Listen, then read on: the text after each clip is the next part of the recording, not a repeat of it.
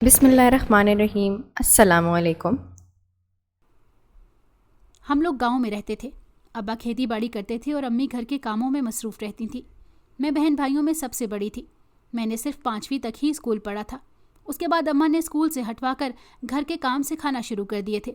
ان کے خیال میں لڑکیوں کو سلیقہ مند ہونا چاہیے اور گھر کا ہر کام آنا چاہیے، مگر میں آگے پڑھنا چاہتی تھی۔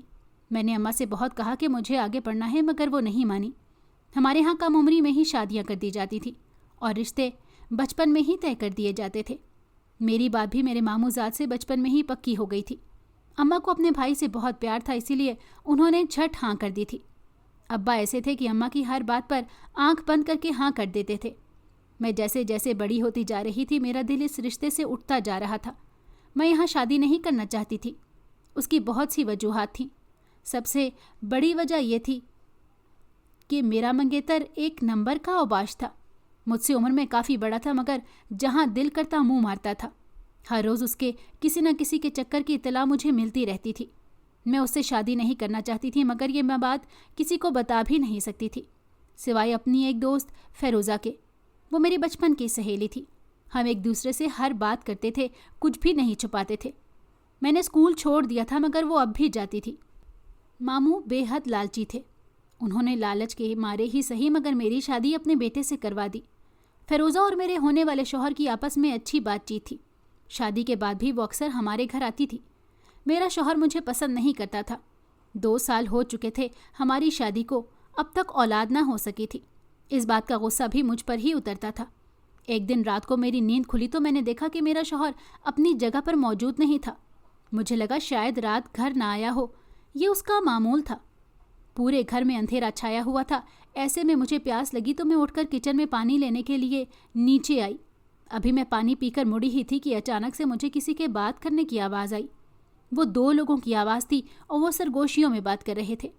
میں نے آواز کی سمت کا اندازہ لگانا چاہا تو مجھے پتہ چلا کہ آواز کچن کی پچھلی طرف باغیچے سے آ رہی ہے۔ میں نے کھڑکی سے باہر جھانکا تو دیکھا پورے صحن میں چاند کی روشنی پھیلی ہوئی تھی، اور اس روشنی میں نہایت 2 وجود مجھے صاف دکھائی دے رہے تھے۔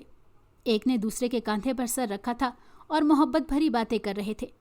مجھے 1 سیکنڈ لگا تھا دونوں کو پہچاننے میں، اور پہچانتی کیسے نہیں، دونوں میرے بہت ہی قریبی رشتے تھے۔ مجھے لگا میں اپنے قدموں پر کھڑی نہیں رہ سکوں گی۔ جیسے تیسے کر کے میں نے خود کو سنبھالا اور اوپر کمرے میں چلی آئی اور اپنے پہلو میں دیکھا، وہاں پر کوئی موجود نہیں تھا۔ آنسو میری آنکھ سے ٹوٹ کر تکیے میں جذب ہو گیا تھا۔ کس طرح لوگ رشتوں کا تقدس پامال کرتے ہیں، کیسے لمحوں میں اعتماد کا خون کر دیتے ہیں۔ میں پھر اس پوری رات سو نہیں پائی تھی۔ اگلی صبح جب میں اٹھی تو شوہر اپنی جگہ پر سو رہا تھا۔ اسے دیکھ کر نفرت کی شدید لہر میرے اندر دوڑ گئی۔ میں یہ سب ہرگز برداشت نہیں کر سکتی تھی۔ اگلے دن میں میکے آئی اور اماں کو ساری بات بتا دی۔ انہوں نے کہا منہ بند رکھنا ورنہ وہ تمہیں طلاق دے دے گا۔ مجھے تعجب ہوا سن کر۔ میں کیسے ایک گناہ کو کرنے کا موقع دیتی رہوں؟ میں ایسا رشتہ نہیں نبھا سکتی تھی۔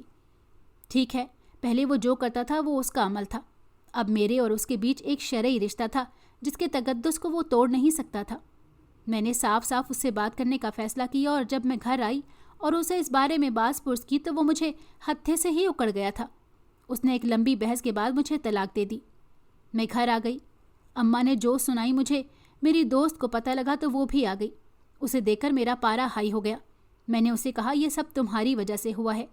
میں نے اس رات تم دونوں کو ایک دوسرے کے کاندھے پر سر رکھے دیکھ لیا تھا اور تمہاری باتیں بھی سن لی تھی، جس پر اس کا رنگ اڑ گیا۔ پھر اس نے کہا ہاں تو کیا ہوا، میں اسے پسند کرتی ہوں، تم تو اب تک اسے اولاد بھی نہ دے سکی، وہ ویسے بھی تمہیں چھوڑنے والا تھا۔ اس کی بات پر میں کہا لگا کر رہ گئی۔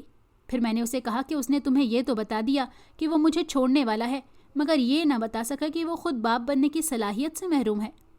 میری بات سن کر وہ فق چہرے سے مجھے دیکھنے لگی، اور میں اس کی بے وقوفی پر سر جھٹک کر رہ گئی۔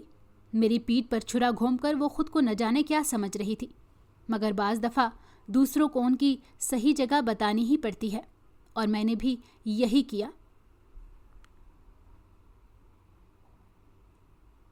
ناظرین، اگر آپ کو ہماری کہانی اچھی لگی ہے تو ویڈیو کو لائک کریں، شیئر کریں اور ہمارے چینل کو سبسکرائب کریں۔ اگلی ویڈیو تک اجازت دیں۔ اللہ حافظ۔